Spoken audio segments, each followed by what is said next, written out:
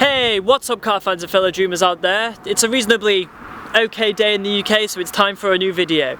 This is the first part in a series I'm making all about giving quick tips to drivers like you out there to help build confidence, help you drive safer, and ultimately drive better on the roads. Here we go.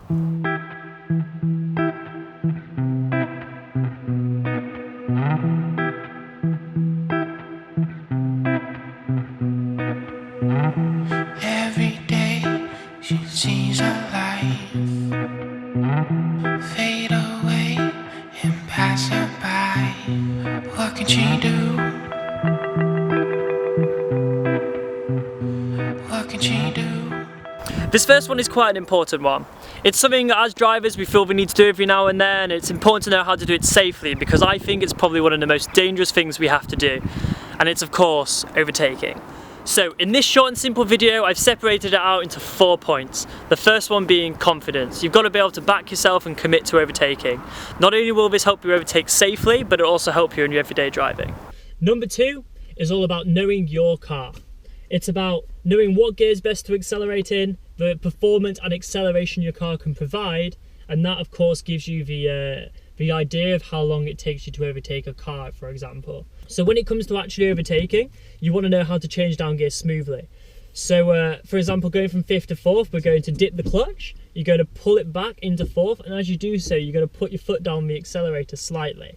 This will bring up the engine speed, and it means that the gears will meet at the same speed, and of course there's no jerkiness when you change down at all. And then that's how you prepare yourself for an overtake.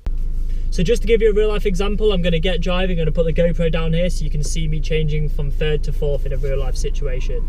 So just remember that when you drop your clutch, you want to give it some revs so that your gears meet at the same speed and it's a nice smooth downshift. A bit dark down here, but I'm in 4th at the moment. I'm going to change into 3rd. There you are. So notice the little blip of the accelerator to bring the engine up to speed. So one of the best ways to practice this without actually overtaking or driving at speed is just every time you change down gear, learn to blip the throttle and get your downshifts as smooth as possible. Number 3 means go time. So what we're going to do, we're going to drop back from the car in front of us, and then just before the part where we know we can overtake, we're going to speed up to the car. So this means our speed is greater than theirs. And then the second we see it go, there's no cars on the other side, we're going to do number 4, which indicate, check our mirrors, then we're going to go around the car. Now because we built up speed before reaching the straight, this means that we are travelling at a faster speed than the car and we can overtake quicker and in a less amount of road, making your overtakes the most efficient they can possibly be. Let's go try it out. I can see a gap in the distance, I'm picking up speed in advancement of so. Check my mirrors, indicate, then go.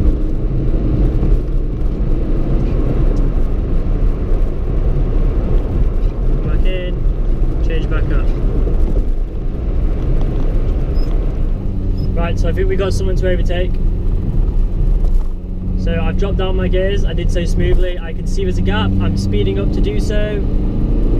When I commit to end of the power range, I change gear, I come back in.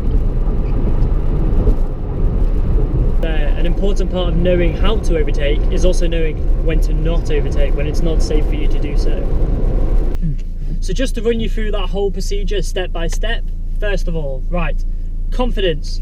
We're going to want to believe in ourselves that we have the capability of doing so. We want to have confidence in our car to be able to accelerate around someone else. We're going to change down gear smoothly. That's by, as we dip the clutch, we add some rev. So that means the gears meet at the same speed, so then there's no jolt as your engine revs pick up.